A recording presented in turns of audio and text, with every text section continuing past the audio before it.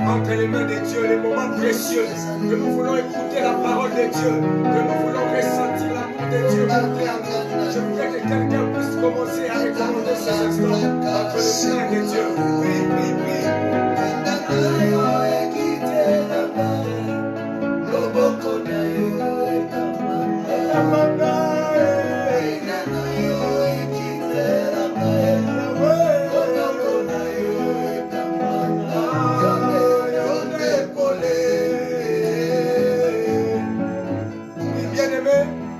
Dieu nous bénisse, alors que vous étiez déjà dans cette atmosphère de prière. J'ai prié à quelqu'un de pouvoir s'accorder avec nous pour les instants que nous allons partager pour un moment crucial. Et que tu puisses recommander cela entre les mains de Dieu. Et que tu puisses être disponible pour suivre ce message de grâce, ce message de paix, ce message qui va changer une situation d'une vie. Bien-aimés, commence à prier au nom de Jésus-Christ de Nazareth. Je vous prie d'aimer, de partager, d'écrire gloire au Seigneur, d'aimer, de partager et de sauver une vie sur cette terre. Merci Saint-Esprit.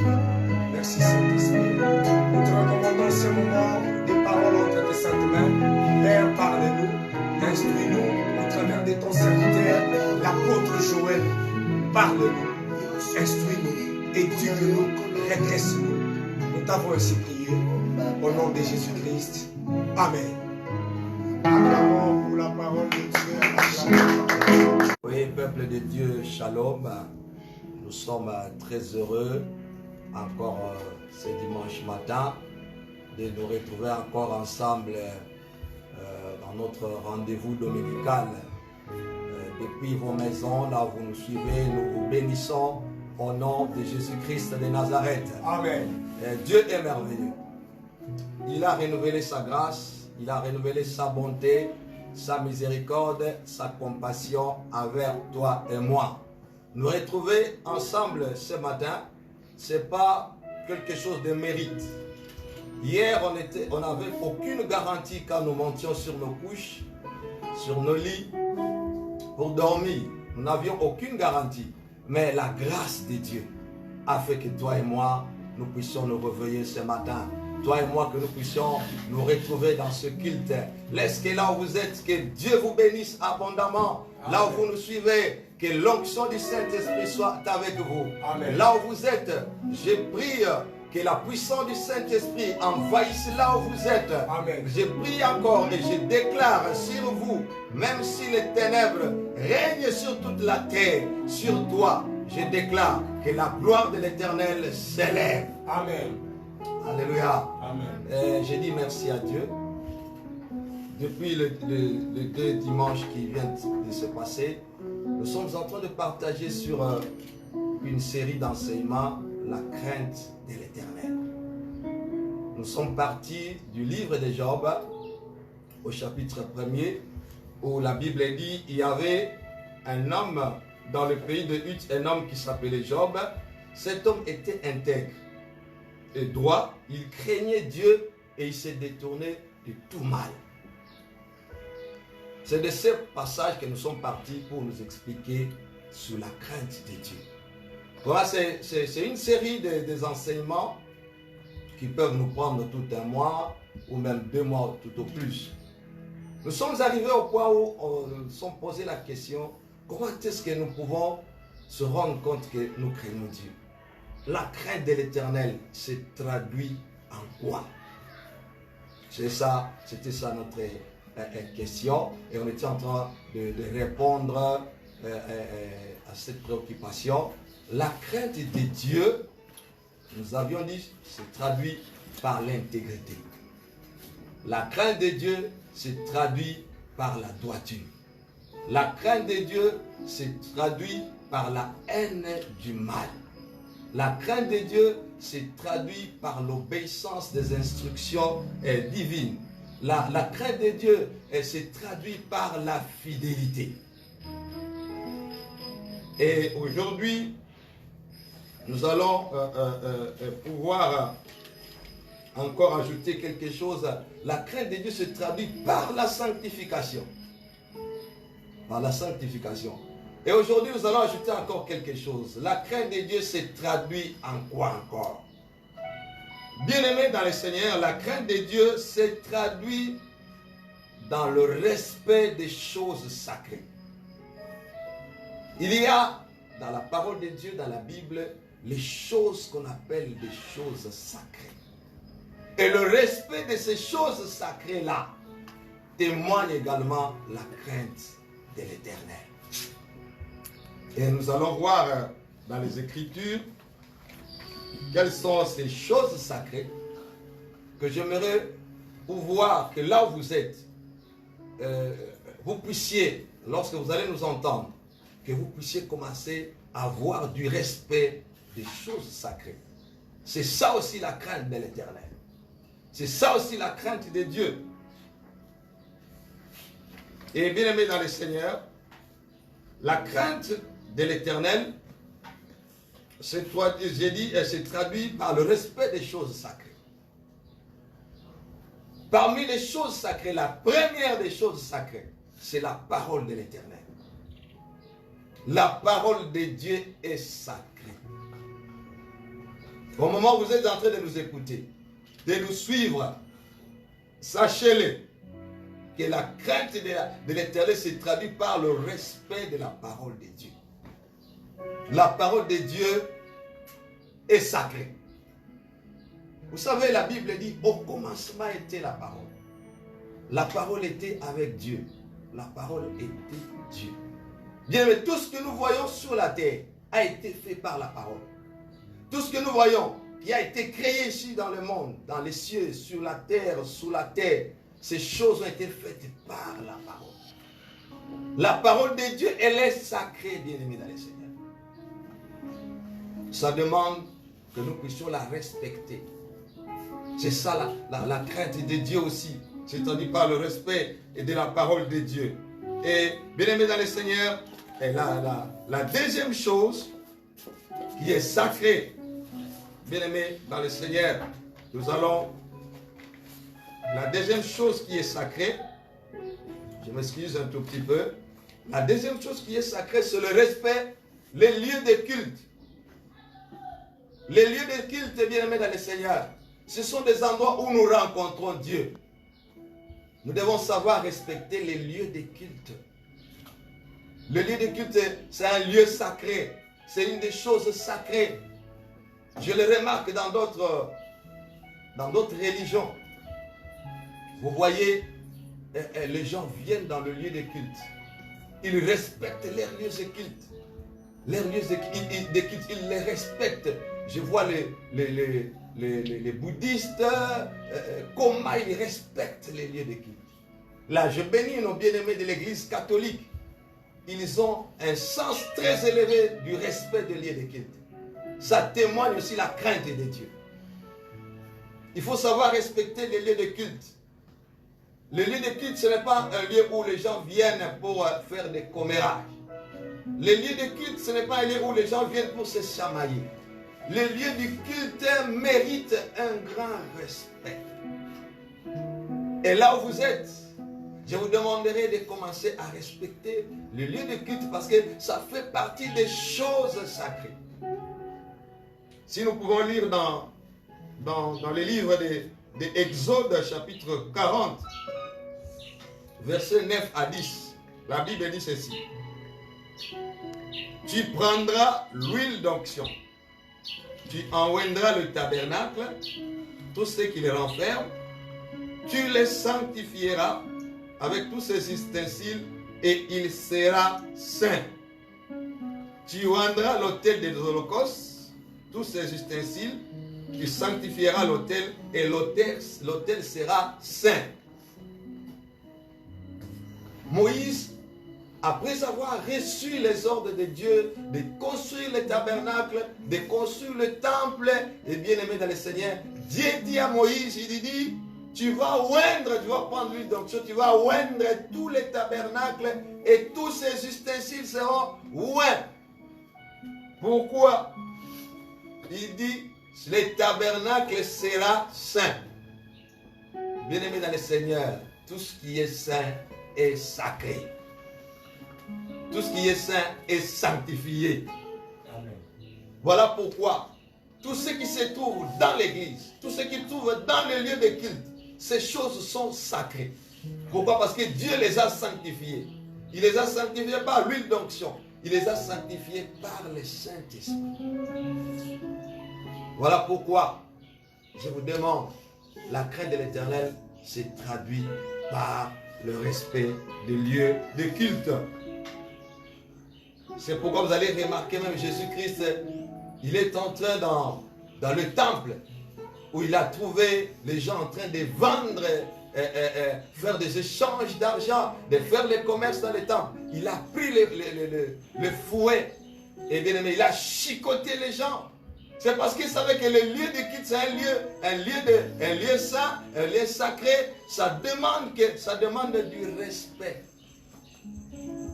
À partir d'aujourd'hui, respectez le lieu du culte.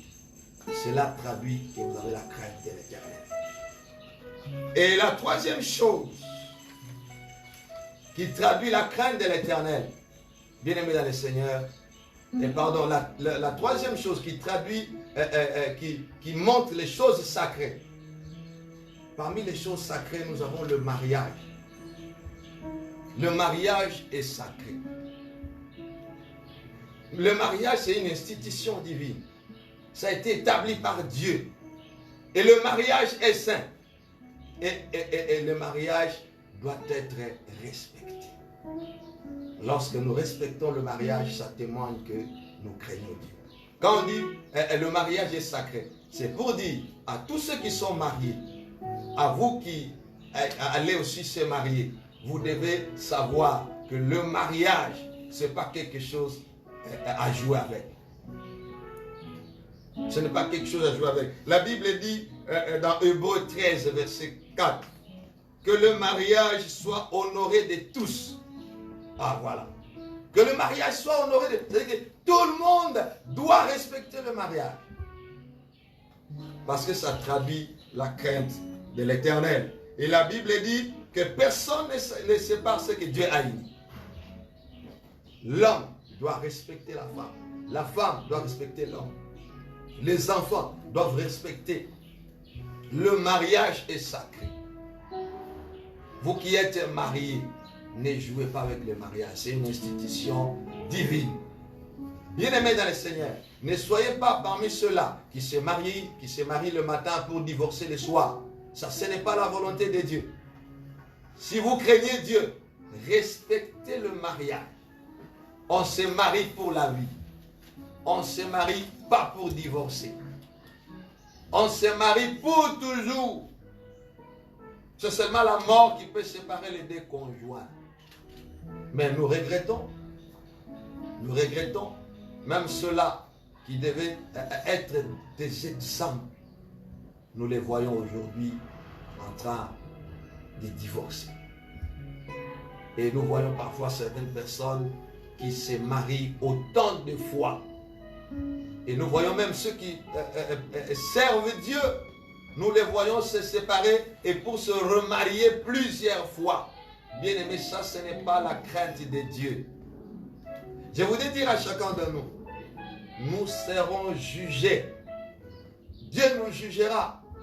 La Bible dit ceci, nous allons rendre compte devant le Seigneur. pour toutes les vaines paroles qui auront sorti de nos bouches. Nous rendrons compte devant le Seigneur. Le mariage est sacré. Si nous lisons dans 1 Corinthiens chapitre 7, versets 10 à 11, la Bible dit ceci. À ceux qui sont mariés, j'ordonne, non pas moi, mais le Seigneur, que la femme ne se sépare point de son mari. Le mariage est sacré. S'il se sépare, qu'elle demeure sans se marier, ou qu'elle se réconcilie avec son mari, et que le mari ne répudie point sa femme. Bien-aimé, le mariage est sacré. Si vous voulez témoigner que vous craignez Dieu, bien-aimé dans le Seigneur, sanctifiez le mariage. Sanctifiez le mariage. Le mariage est sacré. Et quatrième chose, parmi les choses sacrées, bien-aimé dans le Seigneur, c'est le sacerdoce ou la sacrificature. Tous ceux qui servent Dieu comme des sacrificateurs, bien-aimés dans le Seigneur, la Bible dit ils sont saints. Ils sont saints. Il faut savoir respecter la sacrificature, le sacerdoce. La sacrificature est représentée par ceux qui servent Dieu, par les sacrificateurs, les prêtres, les serviteurs de Dieu, les pasteurs, les apôtres, les prophètes, les docteurs, tous ceux qui servent Dieu, bien-aimés. Je parle de ceux qui servent Dieu, ceux qui ont été choisis par Dieu.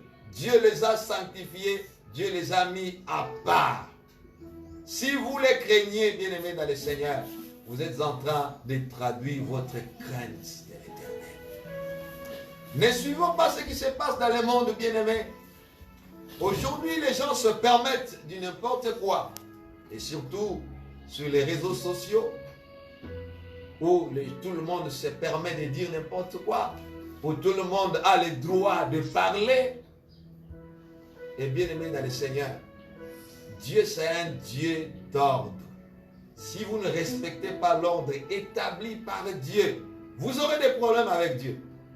Même si, bien-aimés dans le Seigneur, pour le moment, vous n'avez rien, mais le jour du dernier jugement, vous allez rendre compte de toutes les mauvaises paroles que vous aurez sorties de vos bouches pour ne pas respecter la sacrificature, pour ne pas respecter les sacerdoces, pour ne pas respecter ceux qui servent l'Éternel.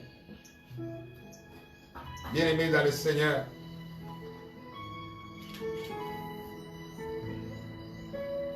je lisais dans les Actes des Apôtres, au chapitre 19, il y a eu 7 fils d'un sacrificateur qui ont pris le courage de vouloir aller exercer le sacerdoce, en voulant aller délivrer ou chasser les démons chez un démoniaque. Et bien aimés dans le Seigneur, ils sont allés pour chasser les démons. Mais qu'est-ce que la Bible nous raconte? Les démoniaques s'étaient retournés contre eux. Il les a tapés. Il les a déchirés de vêtements. Et ils sont partis en fuite. Et ils étaient nus. Pourquoi? Parce qu'ils ont tenté d'aller jouer avec la sacrificature. On ne joue pas avec l'œuvre de Dieu. On ne joue pas avec ceux qui servent Dieu, bien-aimés dans le Seigneur. Si vous dites que vous craignez Dieu, respectez les sacerdoces. Respectez ceux qui prêchent la parole. Respectez ceux qui vous dirigent spirituellement, bien-aimés dans le Seigneur. Je ne veux pas aller si vite dans les conséquences ou les bénéfices de la crainte de l'Éternel. Ça, nous y arriverons. J'aimerais que là où vous êtes, bien-aimés dans le Seigneur, la Bible dit ceci: ne touchez pas à mes oins. Ça, ce n'est pas l'homme, c'est Dieu qui le dit. Sur la parole de Dieu. Je vous ai dit, parmi les choses sacrées, la première des choses sacrées, c'est la parole de Dieu. Et on ne peut pas enlever un iota de la parole de Dieu parce que les hommes de ce monde ont dit quelque chose. La crainte des hommes, comme la Bible le dit, c'est un piège. Ne faisons pas des choses parce que le monde nous pousse à les faire.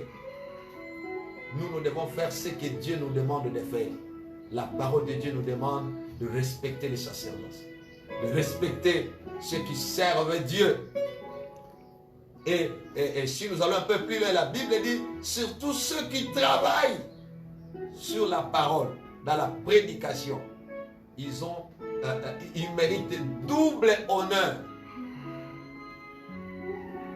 Bien-aimés dans le Seigneur, peu importe, je ne sais pas d'où tu es passé, je ne sais pas d'où vous êtes passé, quel genre de serviteurs avez-vous croisé, mais bien-aimés, n'anéantissons pas la parole de Dieu parce qu'il y a eu quelques personnes qui se sont méconnues.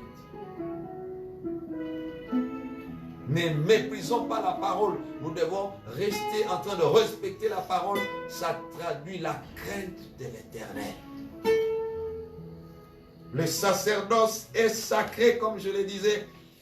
Si nous lisons dans Lévitique 21, verset 8, la Bible dit ceci: tu regarderas un sacrificateur comme saint pour toi. Tu regarderas un sacrificateur comme saint pour toi, car je suis saint, moi l'Éternel qui vous sanctifie. Alléluia. La Bible dit encore dans Hébreux 13 et 17, obéissez à vos conducteurs. Amen. Ayez pour eux de la déférence. Amen. Car ils veillent sur vos âmes. Alléluia. Amen. Dont ils devront rendre compte, qu'il en soit ainsi afin qu'ils le fassent avec joie et non en gémissant, ce qui ne vous serait d'aucun avantage. Obéissez à vos conducteurs. Ayez pour eux de la déférence, car ils veillent sur vos âmes.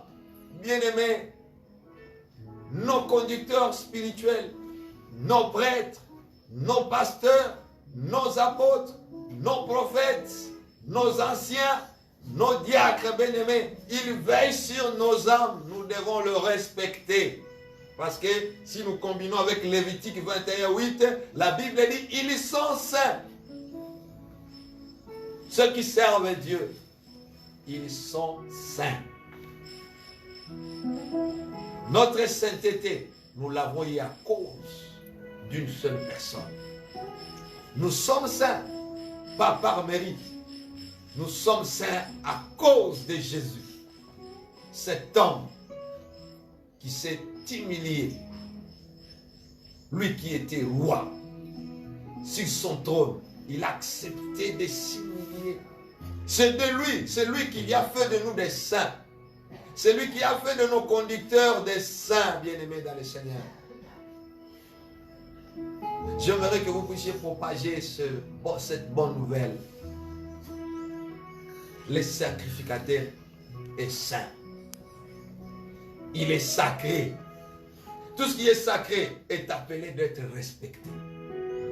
Et si vous le faites, vous traduisez la crainte de l'Éternel. La Bible dit, ne vous conformez pas au siècle présent. Ne suivez pas ce que le monde fait. Si on est en train d'humilier ceux qui servent Dieu, si on est en train de les mépriser, de les critiquer, que cela ne soit pas ta portion. Que cela ne soit pas ton partage. Respecte la parole de Dieu. Respecte la parole de Dieu. Et bien aimé dans le Seigneur, une autre chose sacrée, que nous devons respecter. Une autre chose sacrée, c'est le nom de Jésus-Christ. Le nom de Jésus-Christ, c'est un nom qui est sacré. On ne peut pas commencer à prononcer le nom de l'Éternel, le nom de Jésus, dans n'importe quelle situation. Non, bien-aimé dans le Seigneur. Non. Non, bien-aimé dans le Seigneur. Le nom de Jésus, c'est un nom sacré. Vous savez, en Israël, pour écrire seulement le nom de l'Éternel, à chaque fois, ceux qui pouvaient écrire le nom de l'Éternel, ils pouvaient prendre, je ne sais pas, un stylo ou une craie pour écrire. À chaque lettre qu'on écrivait, celui qui écrivait, il devait aller laver ses mains. Il écrit une lettre, il lave ses mains. Il revient encore, il ajoute encore une autre lettre. Il lave encore ses mains. C'est pour dire que le nom de l'Éternel est sacré. Ne prononcez pas le nom de l'Éternel en vain. Le nom de Jésus est sacré. C'est un nom qui a été élevé au-dessus de tous les noms. C'est différent du nom de votre oncle, le nom de votre père, le nom de votre tante. C'est différent.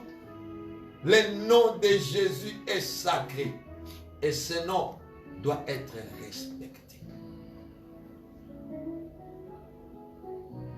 Vous savez, là où vous êtes, seulement en citant le nom de Jésus, vous pouvez être guéri de la maladie. Là où vous êtes, au nom de Jésus, les démons peuvent partir de votre vie. Et là où vous êtes, au nom de Jésus, un paralytique peut marcher. Au nom de Jésus, bien-aimé, un malade peut être guéri. Et au nom de Jésus, les morts peuvent ressusciter. C'est un nom qui est différent de tous les noms. J'aimerais que là où vous êtes, si vous aviez déjà l'habitude de respecter le nom de Jésus, continuez à le faire encore davantage. Continuez à le faire donc encore davantage. Le nom de Jésus est sacré. Si je peux lire dans Malachie chapitre 1er, versets 11 à 12. La Bible dit, car depuis le soleil, depuis le lever du soleil jusqu'à son couchant, mon nom est grand parmi les nations. Amen. Vous allez continuer à lire la suite, mais je vais m'arrêter à la première phrase là, à la première phrase. Car depuis le lever du soleil jusqu'à son couchant, mon nom est grand. Le nom de Jésus est grand. Ce nom doit être respecté. Là où vous êtes, si vous me suivez, vous êtes bénis au nom de Jésus. Amen. Là où vous êtes protégé contre les maudits Corona-19, si c'est coronavirus 19 là. Vous êtes protégé contre ces Corona là. Amen. À cause du nom de Jésus. Amen. C'est pourquoi je vous dis, n'ayez même pas peur. Dieu est en train de vous protéger là où vous êtes. C'est le nom de Jésus qui vous protège. C'est le nom de Jésus qui vous protège. Et là où vous êtes, au nom de Jésus, vous ne manquerez pas la nourriture. Amen. Malgré les confinements, malgré la mise en quarantaine, vous qui êtes malade de la grippe, de Covid-19 là, si vous me suivez maintenant, croyez que le nom de Jésus, c'est le plus grand médicament que nous avons. Amen. Moi, je crois que vous sortirez de cette quarantaine là guérie. Amen. Vous n'irez pas au cimetière. Vous ne serez pas enterrés. Amen. Parce que nous avons un grand nom, un grand nom. Amen. Du lever du soleil à son couchant. Le nom de Jésus, c'est un nom grand. Yes. C'est un nom grand. C'est un nom grand. Au nom de Jésus. Si c'est maudit, laissez-moi, moi je l'appelle comme ça, hein, c'est maudit coronavirus là, 19 là. Moi je l'appelle comme ça. Il passera. Amen. Il passera, mais le nom de Jésus ne passera pas. Amen. Et toi, nous nous reverrons. Après le confinement, nous allons nous revoir. Après la quarantaine, nous allons nous revoir parce que le nom de Jésus est une tour, est une forteresse. Amen. Sur qui nous allons nous abriter ou nous nous abritons. C'est pourquoi je vous exhorte à respecter le nom de Jésus. À respecter le nom de Jésus. À respecter le nom de Jésus. Ne prenez pas ça à la légère. Ne prononcez pas ça à la légère. Je m'abstiens de ne pas choquer certaines sensibilités, mais il y a certains prophètes dans certaines religions. Si vous citez seulement le nom de leurs prophètes, vous avez des problèmes. Les gens là risquent même de réagir physiquement.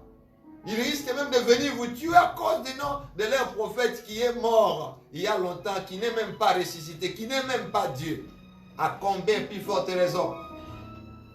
Les noms qui ont été donnés parmi les hommes, les noms qui ont été élevés parmi les hommes, hein, le nom de Jésus. Oh, toi et moi qui avons suivi ce Jésus, qui avons reçu ce Jésus comme Seigneur et Sauveur, bien-aimé dans le Seigneur, le nom de Jésus-Christ est sacré. Il mérite tous les respects possibles. Amen. Il mérite tous les respects parce que au nom de Jésus, la Bible dit, tout genou fléchit. Tout genou fléchit. Le sida a des genoux. Maudit coronavirus a des genoux. Le cancer a des genoux. La stérilité a des genoux. Mais la Bible dit tout genou fléchira. Au nom de Jésus-Christ.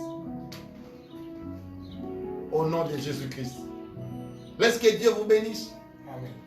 Et bien aimé dans le Seigneur, qu'est-ce qui traduit encore la crainte de l'Éternel parmi les choses sacrées?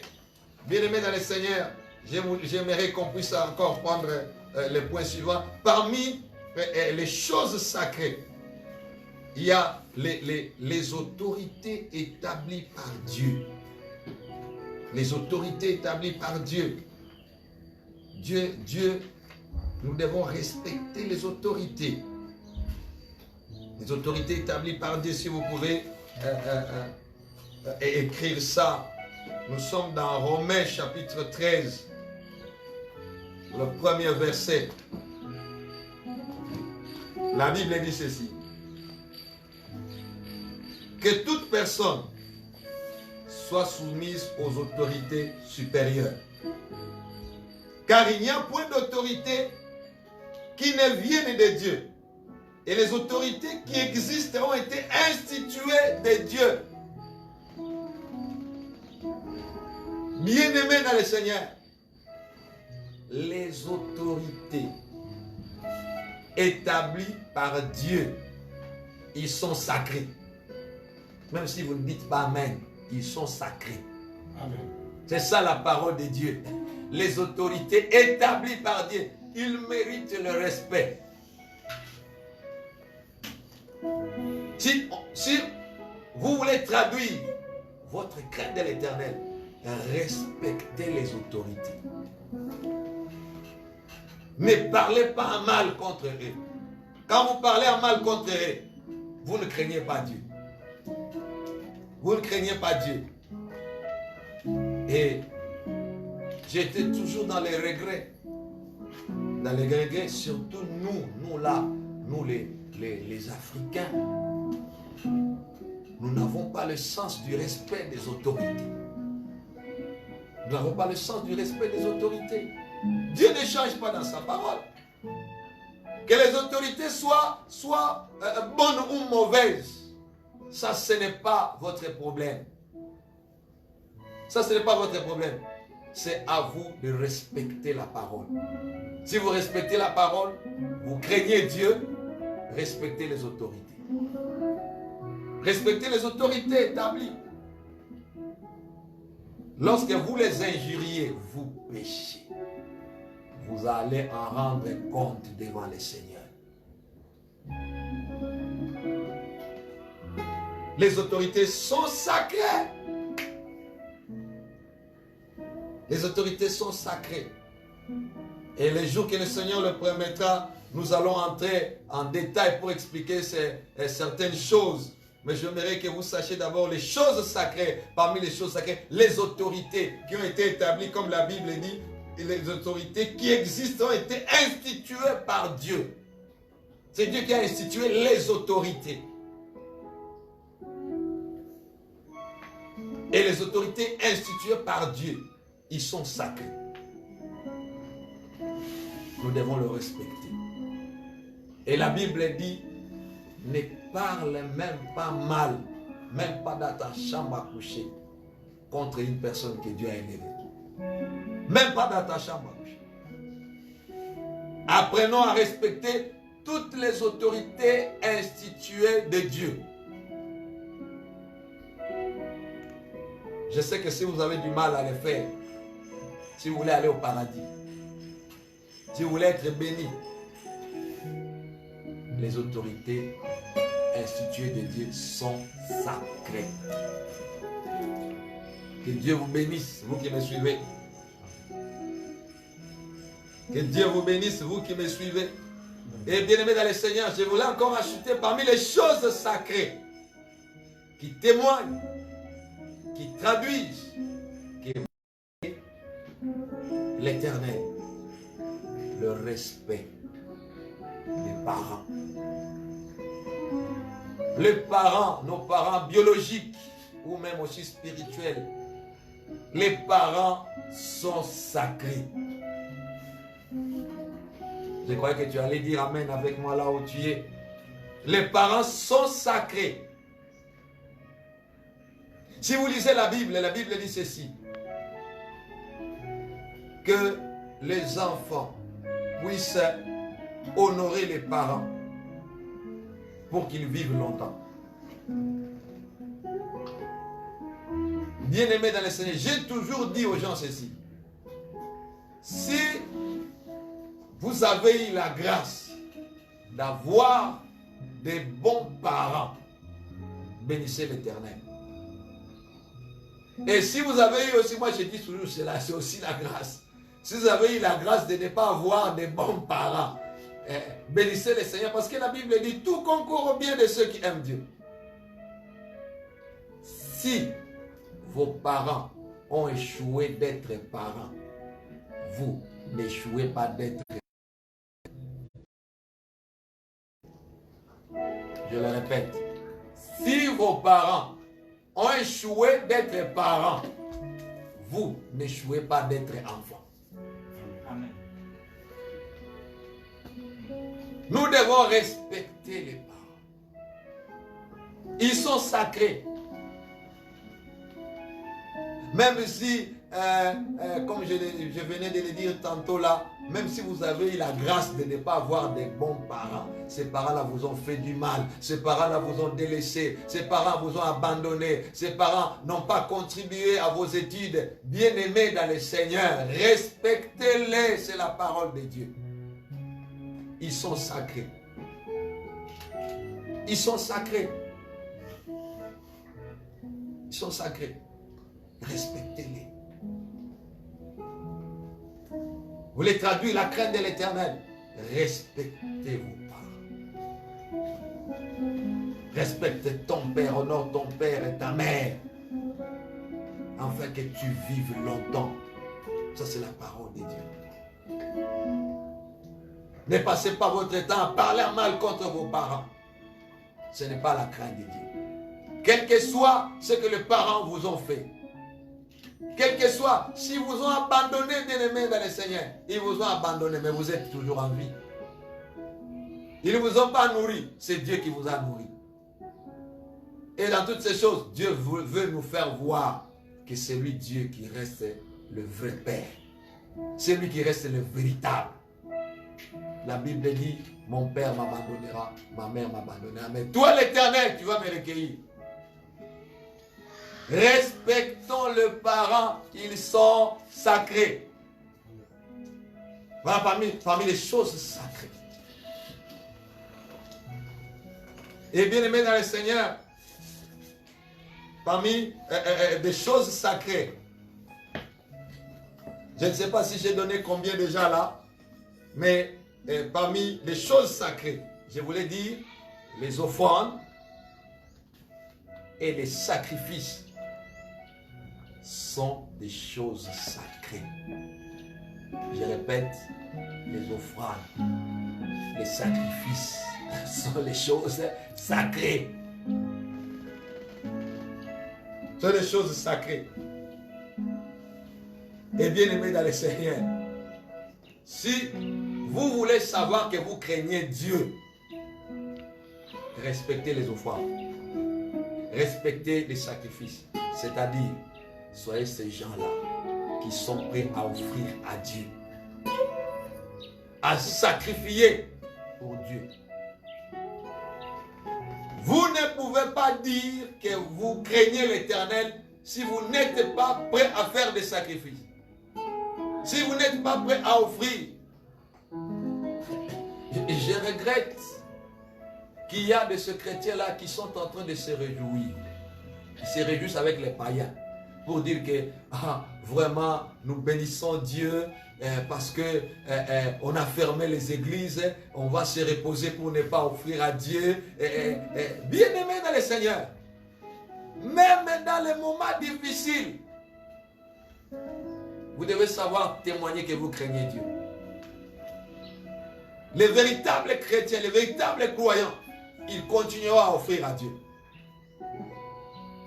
Ça m'étonne, il y a des gens qui font circuler des messages, les serviteurs de Dieu, ils sont là, ils ne s'occupent pas des gens, seulement ils demandent des offrandes. Celui qui demande les offrandes, ce ne sont pas les serviteurs de Dieu, c'est Dieu. C'est la parole de Dieu qui demande les offrandes. Qui demande les offrandes. Là, vous nous suivez, que Dieu vous bénisse. Amen. Que Dieu vous bénisse. J'ai des gens qui nous suivent. Qui nous suivent et qui sont en train d'offrir à Dieu malgré le confinement. Ils sont en train de donner à Dieu pour soutenir l'œuvre de Dieu. C'est la crainte de l'Éternel. C'est la crainte de l'Éternel. Quand je parle des offrandes, je parle des sacrifices. Ça dit que dans les offrandes, il y a les dîmes. Il y a des actions de grâce. Il y a des vœux. Ne dites pas, comme il n'y a pas de culte, nous n'allons pas offrir à Dieu. Mais vous êtes en culte, non?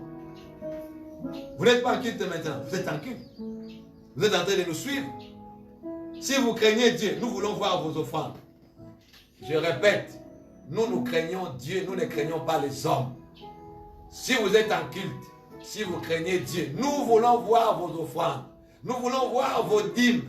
Nous voulons voir vos actions de grâce. Nous voulons voir vos collectes. Nous voulons voir. Ça témoigne, ça traduit que vous craignez Dieu. Que Dieu vous bénisse. Amen. Les prémices, ça fait partie des offrandes. Vous savez, je vais vous donner des versets prochainement. Prochainement, je vais vous donner des versets. Les choses sacrées, les offrandes sont sacrées. Nous continuerons le dimanche prochain la suite des enseignements sur la crainte de l'Éternel. Je n'aimerais pas m'arrêter sans pour autant faire une prière pour vous. Bien-aimés dans le Seigneur, si vous avez aimé nos enseignements, nous voulons que vous puissiez partager ces enseignements. Nous voulons que vous puissiez liker ça. Nous voulons que vous puissiez vous abonner sur notre chaîne pour permettre aussi à d'autres personnes de nous suivre. Abonnez-vous massivement sur notre chaîne qui est en train de passer en ce moment-là. Bien-aimés dans le Seigneur, là où vous êtes, nous fermons nos yeux. Je crois à un puissant Dieu. Je crois à un Dieu qui est élevé au-dessus de toute domination. Je crois à un merveilleux Dieu. Je crois à un Dieu compatissant, riche en bonté, lent à la colère. Là où vous êtes bien-aimés, si vous ne craignez pas l'Éternel, je vous demande en ce moment de donner votre vie à Jésus-Christ et que vous puissiez le craindre. Père éternel, grand Dieu de l'univers, je sais que le monde est en train de traverser des moments difficiles. Je sais que mes bien-aimés qui me suivent, Père éternel, ont besoin de toi. Mais Père éternel, ton nom est merveilleux. Père éternel, je prie en ce moment que tu protèges tous ceux-là qui nous suivent en direct et que tu protèges ceux-là qui vont nous suivre après, Père éternel de gloire. Car toi, tu ne changes pas, tu es le même, hier, aujourd'hui et pour l'éternité. Père éternel, je prie que celui qui me suit en ce moment, qu'il ne manque pas de la nourriture pendant ce moment de confinement. Je prie que celui qui est malade de la grippe, attaqué par le coronavirus, qu'il reçoive la guérison au nom de Jésus-Christ. Je prie que celui qui manque la paix, qu'il retrouve la paix au nom de Jésus-Christ. Je prie à celui qui a la maladie, qui a le cancer, qui a le sida, qui a n'importe quelle maladie, qu'il reçoive la guérison au nom de Jésus-Christ de Nazareth.